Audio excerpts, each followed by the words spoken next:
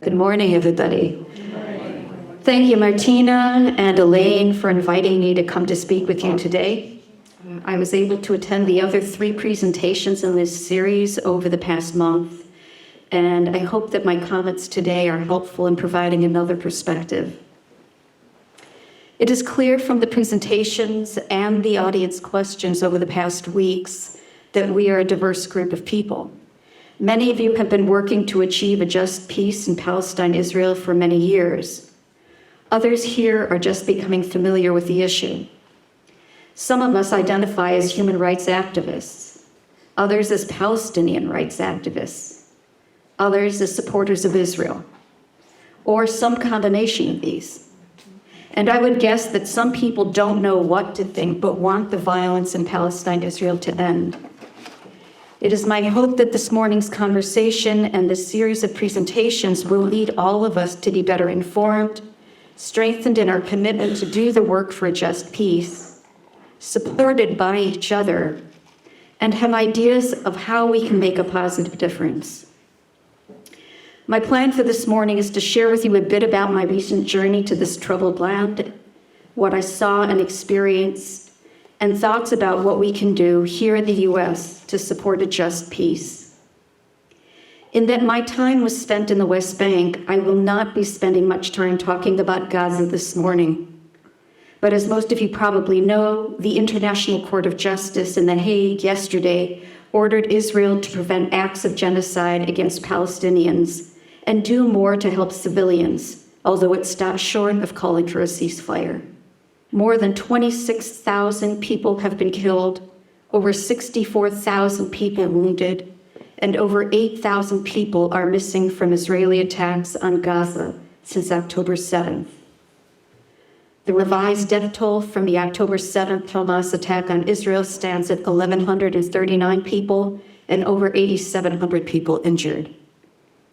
Doctors Without Borders reported earlier this month that well over 100 children are being killed every day in Gaza. I and my colleagues are committed to and working for an end to the violence there and an immediate ceasefire. So let's begin.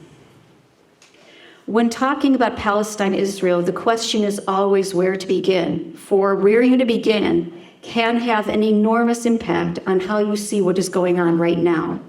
And context is crucial for understanding the storyteller's perspective and what is influencing how and what they see, understand, and share with you.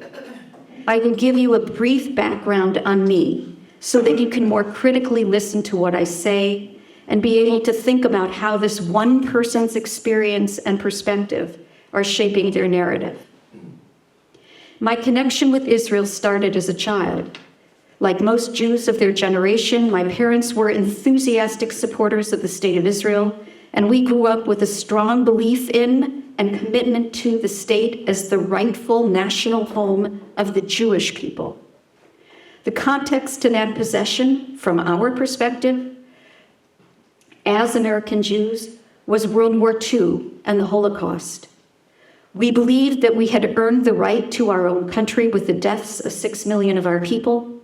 And though most Jews lived outside of Israel, we still saw it as a critical pillar in our current and future safety.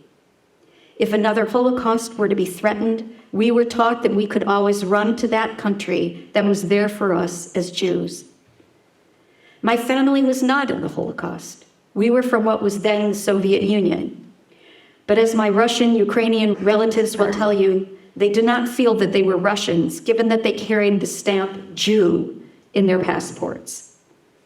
Some of our family emigrated to Israel shortly after 1948, but my grandparents came to the U.S. Like many other high school and college students, I went to Israel for a summer in 1974 and felt the rush of being in a place where it was my tribe that was dominant. Just knowing as I walked down the streets that most of these people were Jewish, hearing Hebrew spoken everywhere that I went, celebrating the Sabbath, and feeling the quiet of the holiday descend on the entire communities where I was staying gave me a feeling of belonging as a Jew that I had never felt here in the States. And this, we were taught, was a land that had not a people living there, and we were a people that had no land. This land could be ours. In 1983, I returned to Israel and was considering moving there. I took a job working at the Bureau of the Advisor to the Prime Minister on the Status of Women, where I wrote their publication about battered women.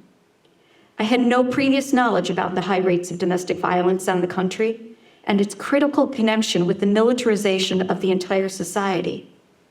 This project was the first serious crack that I experienced in the image and understanding of Israel that I had been taught. The following year, I joined a team of 4 researchers working for one of the Knesset members, Shulamit Aloni, the head of Ratz, the Human Rights Party. The team had been brought together to write the first research overview for the government called Human Rights in the Occupied Territories, 1979 to 1983. We had access to the Israeli government and military archives, which held many documents that had recently been made available to the public. We read every document in Hebrew, Arabic, English, French, and German that were available to us at the time. It was through this work that my entire understanding of the state of Israel's origins and history began to break down.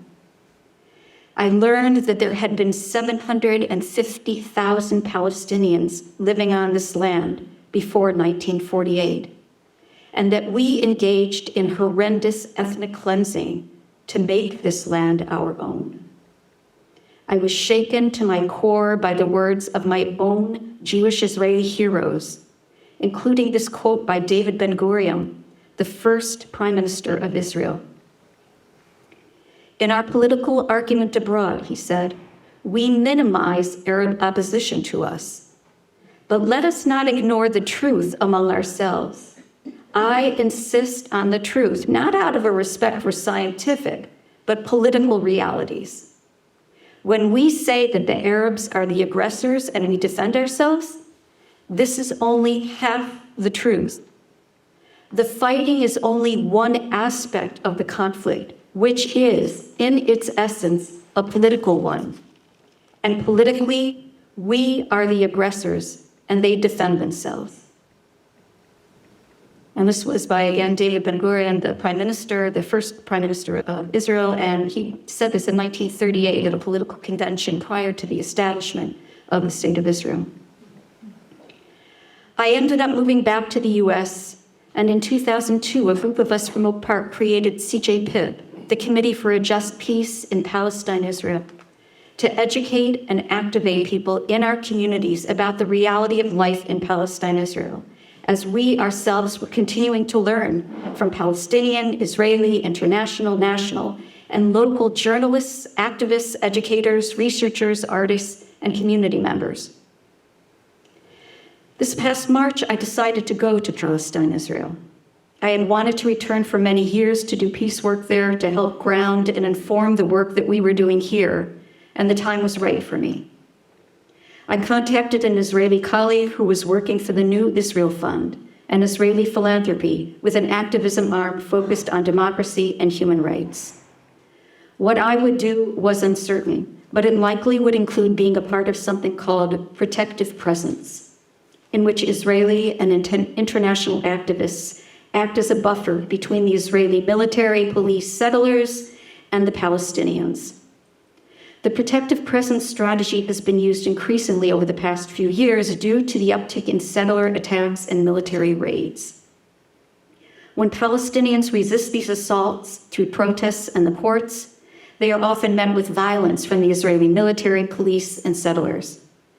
With the protective presence strategy, Israeli, Jewish, and international activists use nonviolent direct action, challenging settlers, confronting soldiers who are threatening Palestinians, and sometimes even use their bodies to nonviolently obstruct house demolitions, evictions, arrests, and assaults targeting Palestinians. Unlike Palestinians who, when they are arrested, are tried in Israeli military courts where they are convicted 99% of the time, Israelis and internationals are subject to Israeli civil courts where they receive greater protection. Over the past year, there has been a significant increase in the attacks on Palestinian villages around Ramallah, with residents being shot and beaten up, and homes, businesses, vehicles, and fields being torched. My contact said that it might be helpful to have me work there and describe 3 types of protective presence work that might be needed.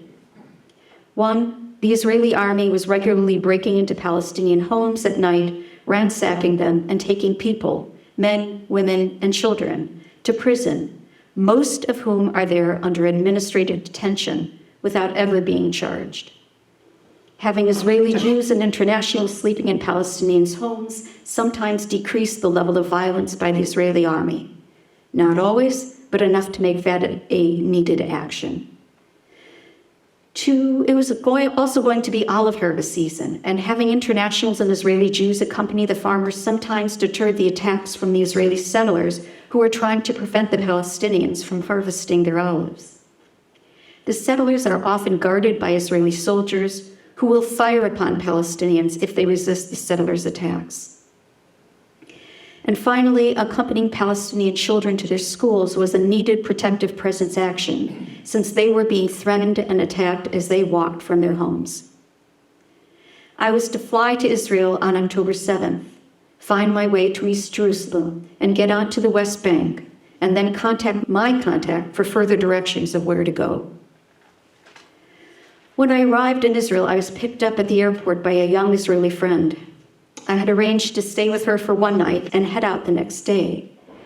But as we drove to her home in Gedera, halfway between the airport and Gaza, the missiles from Hamas were exploding above our heads to the east and west. Kipat Barzel, she said to me, Iron Dome, the anti-rocket system for which U.S. taxpayers had spent $2.6 billion over the past 10 years, was knocking out these short-range rockets coming from Gaza. When we got back to her home, we watched the news, and it was clear that there had been a horrible attack by Hamas, but I didn't know what was real and what was not from the Israeli TV news, which is quite similar to Fox News here in the U.S. But when I went online and read multiple news sources, the horror of the attack was clearly real. I heard about the attack on the people attending the concert and the killing and capture of Israelis in kibbutzim, the collective farm settlements, close to Gaza. I have family living on a kibbutz close to Gaza, and I wondered if any of them had been hurt or captured. Sirens were going off and explosions were rattling the windows throughout the night. By the next day, the missiles were no longer falling anywhere near us and had been replaced by Israeli fighter jets flying south to Gaza, only 40 kilometers away, where they were ravaging neighborhoods from north to south. Having watched and listened to reports and witnesses about the increasing stranglehold of Gaza over the past years, the seemingly ineffective efforts to stop the occupation, the never-ending land grab in East Jerusalem and the West Bank, the storming of the Al-Aqsa Mosque, the increased killing of Palestinians in all of the occupied territories, that Hamas would carry out an attack on Israel was not a surprise.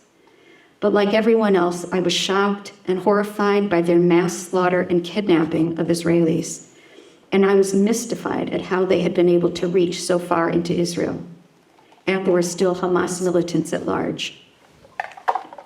But I was not around anyone with whom I could have this conversation. There was no context to be found anywhere on the news or in discussions with my friend. It was like being in the US after 9/11. I texted a friend of mine on the second night in Israel.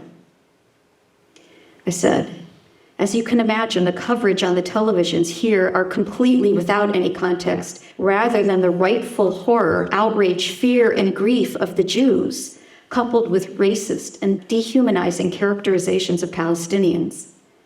I am surrounded by people for whom I have great affection, but who have been thoroughly indoctrinated and believe wholeheartedly that the Arabs or Palestinians are animals who should be slaughtered.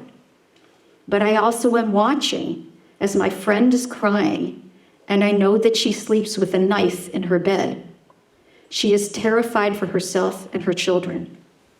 There is no space to talk about anything but her fear and grief.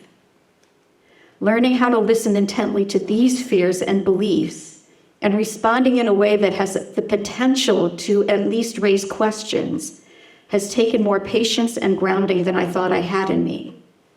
And doing it while we are confronting such shock and pain of the current situation makes it even more difficult. Michael Svard, an Israeli human rights lawyer, wrote an article on October 16th in which he addressed this challenge in talking about this situation that day. Quote, "At what point in time do you start an article about the catastrophe unfolding now in the Gaza Strip? With the horrendous war crimes committed by Hamas on Saturday, October 7th, when its men carried out a mass slaughter of Israeli civilians, killing hundreds, kidnapping women, children, and the elderly, and violating every human moral code? When they seized control of Israeli villages on the Gaza border for hours and went door to door, murdering their inhabitants, and massacred partygoers at a music festival? Or should we start almost 16 years ago, when Israel imposed a brutal blockade of Gaza, unprecedented in the modern era, with the backing of the entire Western world, over an area that is home to more than 2 million people, more than half of them children? 16 years in which Israel left Gazans deliberately on the brink of suffocation? Well, maybe we should begin in 1967, when Gaza was conquered by Israel in the Six-Day War and put under a state of permanent occupation by a country that also operates an apartheid regime? Or should we go back to 1948, to the Nakba, to the enormous ethnic cleansing of the Palestinians carried out by the newly born Jewish state? Activists and intellectuals on both sides stick to their tribal tents, some emphasizing the crimes of Israel and disgracefully dwarfing the crimes of Hamas, others denouncing the Palestinians and completely ignoring the inhuman context of the iron boot with which Israel has tread on the necks of Palestinians for 75 years.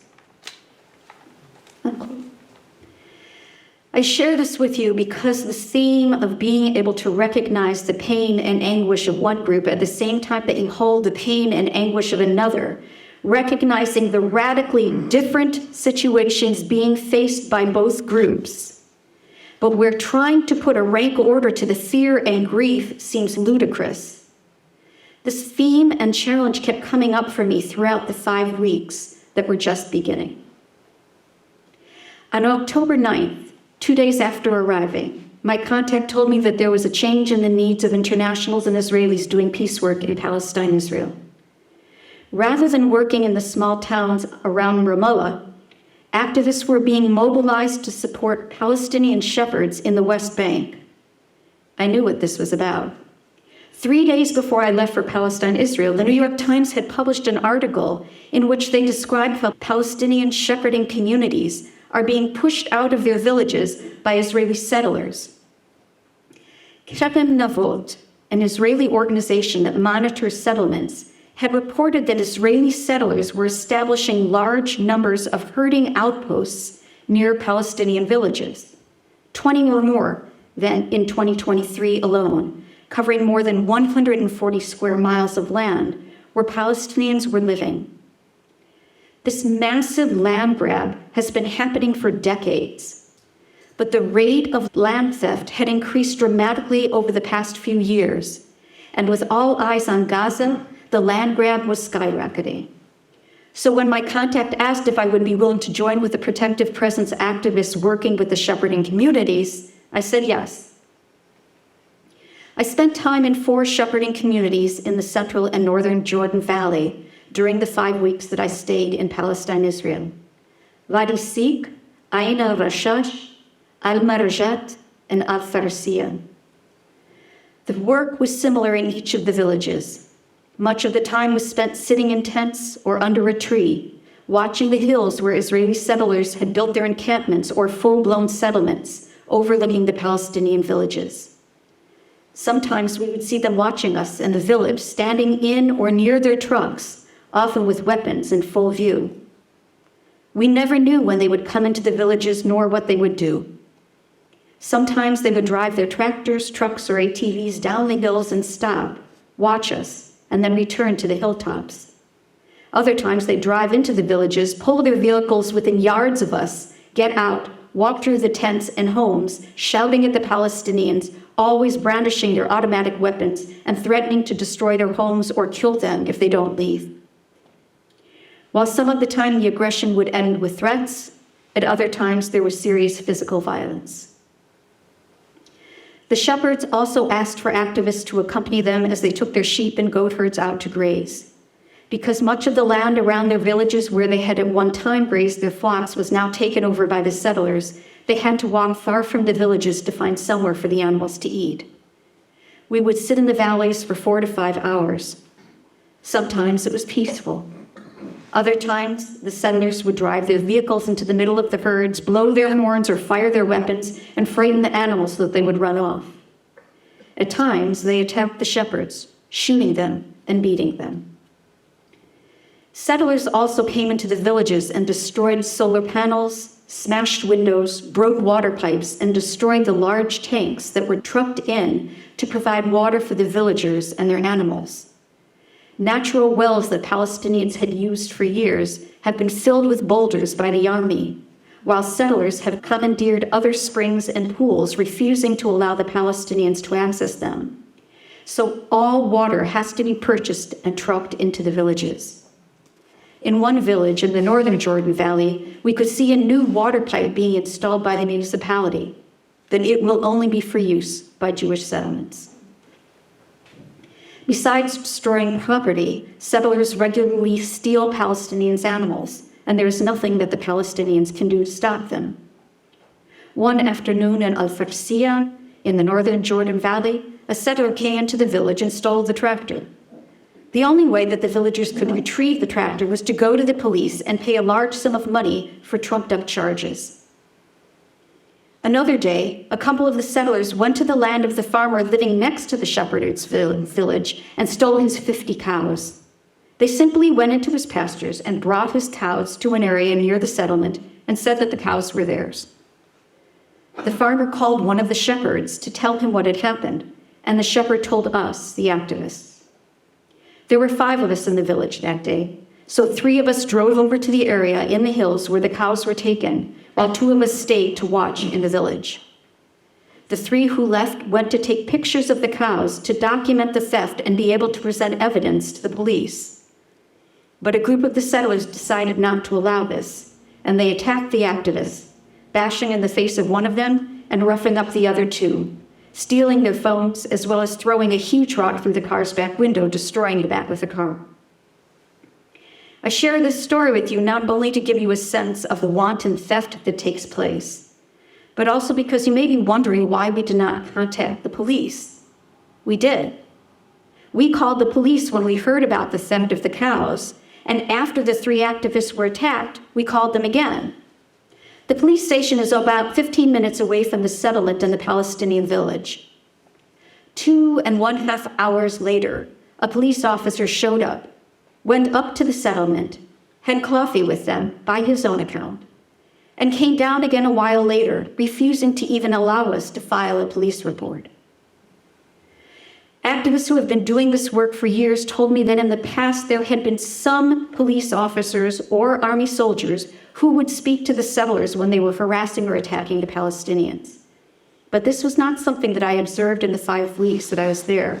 And I was told by the veteran activists that now there are only a handful of police or soldiers who are willing to respond supportively when Palestinians are being attacked, though we never know if someone will respond appropriately, and therefore we keep trying. Many of you are aware that the Israeli army is deployed around the settlements to protect their Jewish residents. But the army did not just protect the Jewish residents, the settlers. The army was an active participant in using violence and the threat of violence to expel the Palestinian villagers. One night, around 11 p.m., after everyone had gone into their tents or houses, we were awakened by the sound of automatic gunfire in the village. People came running out of their tents and houses, screaming the names of the older children who sleep on the water tanks or next to the animal pens. Villagers are afraid that settlers will come at night to destroy the water tanks or release the animals from their pens, and this is how they can be aware of it when this happens. Children were screaming and crying, and parents were frantic, shining flashlights into the darkness, searching for gunmen, but finding no one. After 45 minutes or so, people returned to their tents or houses and tried to sleep. The next day, an army jeep pulled up in the village, asking who owned the cars with the yellow license plates. In Palestine, Israel, Palestinians have to use white license plates, while Israelis are given yellow plates. The 4 Israelis and I went to speak with the soldiers, and they told us that we were in a military firing zone, that they were using this area as a war practice area, and that they were using live ammunition in tanks, and that if we didn't get out, they would not be responsible for anything that happened to us. We told them that we knew that this was not a firing zone, that we have the maps of the firing zones provided by the army. The senior officer responded, "I am the army." We told them that there was a whole village there with children, elderly, shepherds, and their families. That is not our problem. We're telling the 5 of you that you should leave, and that is all we need to do. One of the critical roles provided by the activists is documentation of everything that is happening. We always had our phones charged and ready to take photos or video of whatever was going on, and live streamed it when we were afraid that something might happen to us or our cameras before we were able to share the footage. We had body cameras when we needed to be able to film, even if our phones were taken or we were not able to use them. This documentation is used by human rights groups and journalists who are telling the story of what is happening in these communities. Photos and videos have also been used to compel the police to file a case against settlers, and at times have been a critical piece of evidence when the army and police lie, accusing the activists or Palestinians of something that we did not do. According to the United Nations Office for the Coordination of Humanitarian Affairs, Israeli forces have either accompanied or actively supported settlers in nearly half of the recent attacks on Palestinians. This was a common occurrence in the time that I was with the shepherding communities. Some of the times when settlers would come to disperse the flocks by driving into them when they grazed, Israeli military jeeps would sit next to the flocks, sometimes eating their lunch, watching the settlers blowing their horns, shooting their guns, and just wait until the settlers had done their damage and left, and then they drive off. Rabbi Asherman is the founder of Rabbis for Human Rights and one of the leaders of the Protective Presence activists working with the shepherding communities. On one morning, Rabbi Asherman drove with another activist and me to Wadi Seek in the central Jordan Valley to meet with the shepherds and hear about an incident that had just happened. We heard about settlers who were camped out on the nearby hill, having come earlier in the day and fired at one of the tents. Luckily, no one was injured by the gunshots, though the bullets tore through the tent. They also stole the shepherds' phones. Rabbi Asherman and the 2 of us drove to see if we could get photos of the settlers' trucks, license plates, and speak with the Israeli soldiers who were stationed below the trucks and had likely been there when the shots were fired. I was instructed to take photos, and the other activist was doing live stream filming as we all got out of the car and walked over to the soldiers. The entire interaction, from the time we got out of the car until we walked back to it, was filmed and photographed. We drove back through another Palestinian village on our return to Wadi Seek, only to have the road blocked when we came around a bend by the Israeli soldiers with whom Rabbi Asherman had spoken earlier. And then, from down the hill, we could see 2 Israeli police cars coming towards us. The police got out, spoke to the soldiers, and then came over to our car, where they began to do an inspection of the vehicle, finding a broken taillight and issuing us a ticket for $250, telling us that the car had to be fixed or off the road in 6 hours or it would be impounded. The police left, stopping at the soldiers' jeep again, and then turned around and came back to us, telling us that Rabbi Asherman was now being arrested for kicking the Israeli soldiers and impeding them from doing their work, and he was put in the police car and taken to jail. We had everything on camera, so the charge didn't hold up. But once again, we were seeing Israeli military and police collaborating and lying to undermine justice and human rights, something that I had heard about and now witnessed. I usually went out for 4 days at a stretch, staying in the shepherding villages day and night. I would then return to Tel Aviv or Jerusalem to take a shower, clean my clothes, eat a full meal, and then head back out to the villages.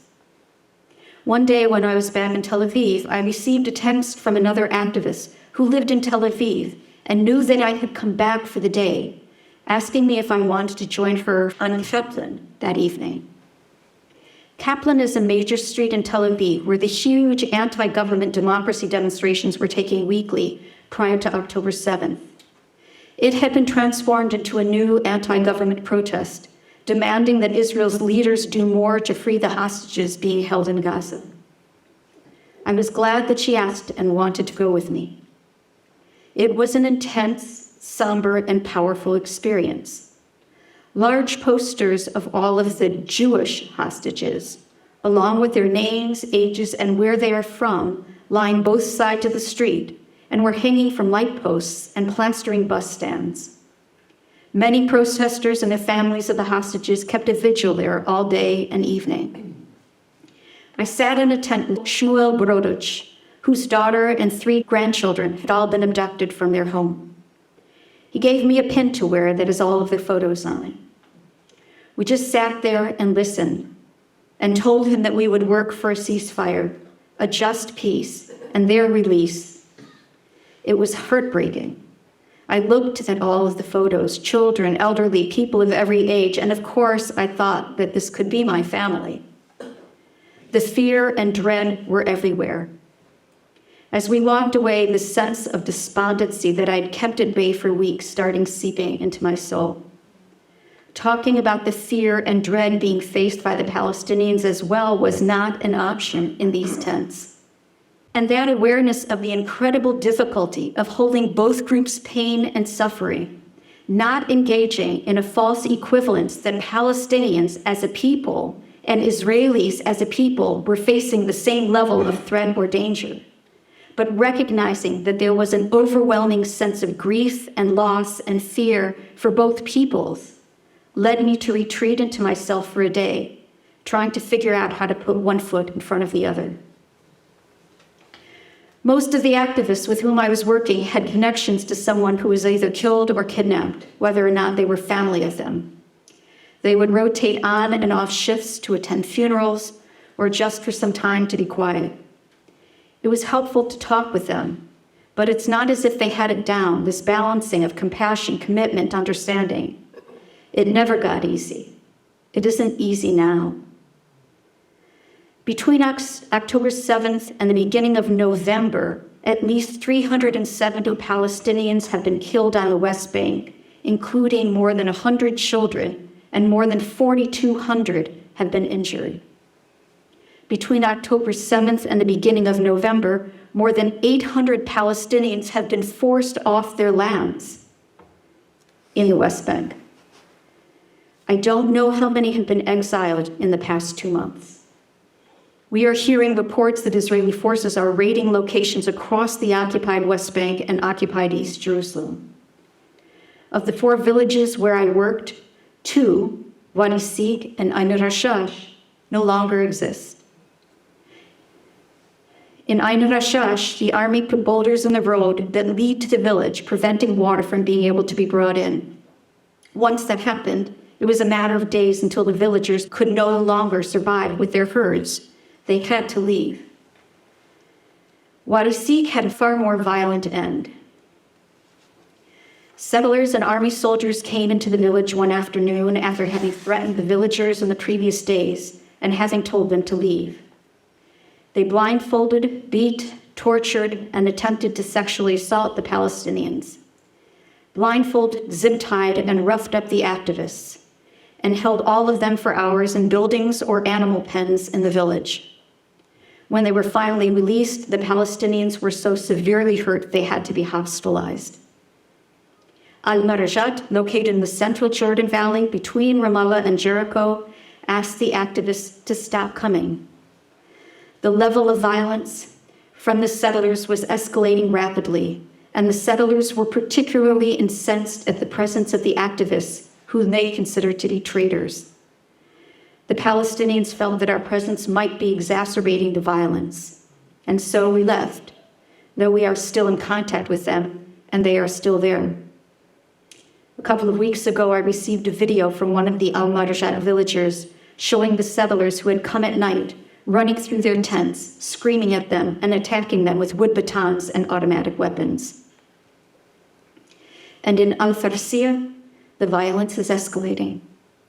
In December, I received a message from one of the activists, which I'll read to you. Today, December 4th at 2 o'clock in the morning at Farisiyya, during a protective presence shift, settlers arrived. She gives their names. Accompanied by a tractor, threw stones at the farmers' houses and entered the families' houses, threatened and attacked them. In the meantime, the tractor, which was driven by the settler's name, started turning over the rocks in an attempt to plow about 20 meters away from the community houses. One of the activists approached the tractor to understand what was happening. He was attacked with pepper spray sprayed directly into his eyes by a settler and collapsed. Another activist heard his cries and came to cover him with his body, but he himself was beaten and stones were thrown at him. He needed medical treatment in a hospital. Another activist provided backup to the community and communication with relevant parties. The settlers ran away when the army and police came. And as for the Brodich family, with whose grandfather we sat under the tent on Kaplan Street in Tel Aviv, all members of the family were freed by Hamas on November 26th. So where do we go from here? On that day when I was feeling so low, I reread Michael Svard's article from which I quoted earlier, and I found these two sentences that I have now copied and taped to my Palestine-Israel bookshelf at home. Quote, "When we crawl out of the deep pit we are in, we will find ourselves again facing the truth written on the wall in bold letters, the same truth that has always been written on the wall and that everyone, it seems, is trying hard to ignore. There is no solution to the conflict in Israel-Palestine that is not based on respecting everyone's human rights, on ending the occupation, ending apartheid, ending the blockade, realizing the right to self-determination of the Palestinian people, and upholding the provisions of international law by all." Unquote. There is no military solution. There is only a political solution based on justice and compassion for all human beings equally, period. There will have to be truth and reconciliation. But before that, there has to be an end to the violence, a total and complete ceasefire. What can we do when this seems overwhelming? There is a lot that is complicated about this situation, but this part is not. I'm going to suggest 4 things that you can do starting today. Some take more time than others. You figure out what you have the bandwidth to do, but do something. Do as much as you can. So for the first and most pressing action, contact your elected officials to call for an immediate ceasefire and humanitarian aid. I just read yesterday that Israelis are blocking the entrance of the trucks into Gaza. You can do this repeatedly to your representatives and encourage your family and friends to do the same. There are a number of organizations that make this very easy to do. If you go onto the website for Jewish Voice for Peace and select Take Action, it has a 2-click process to get you to the page where you can fill in your information and an email will be sent to your representatives immediately. You can also pick up the phone and give them a quick call. We've spoken with representatives at the local, state, and national levels. They are hearing your voices. Even when they don't respond, they know how many people are calling or writing and what they are saying. Be in touch with them again and again. Secondly, send humanitarian aid. We received word from the Jordan Valley activists that more shepherding villages are drying up, having no more money to buy water. CJPIP, the Committee for Just Peace in Palestine, Israel, will send whatever money is donated today through the New Israel Fund to the Jordan Valley activists to get water to the villages and support their human rights work. After I'm done speaking, we will pass a basket around. If you can make a donation of any size, we will be sure to pass on every penny of it. 3, there are many actions taking place around the Chicago metro area. You can find out about them through signing up with the Chicago Coalition for Justice in Palestine on Facebook. Or you can follow CJPIP on Facebook. Go to as many as you can. Our showing up of support is critical, and it's being seen and heard. And finally, deepen your education and be informed. There are so many great sources of information available. Democracy Now!, Al Jazeera, the Israel-based 972 magazine, Electronic Intifada, and Mondoweiss are just a few. But read, question everything. Use multiple sources to try and verify what you are reading or hearing. I thank you for letting me share my journey with you. I hope that it has given you a greater understanding of some of what is happening in Palestine, Israel, and a commitment to taking a first step or deepening your involvement in this work for a just peace for every human being in this holy land. Thank you.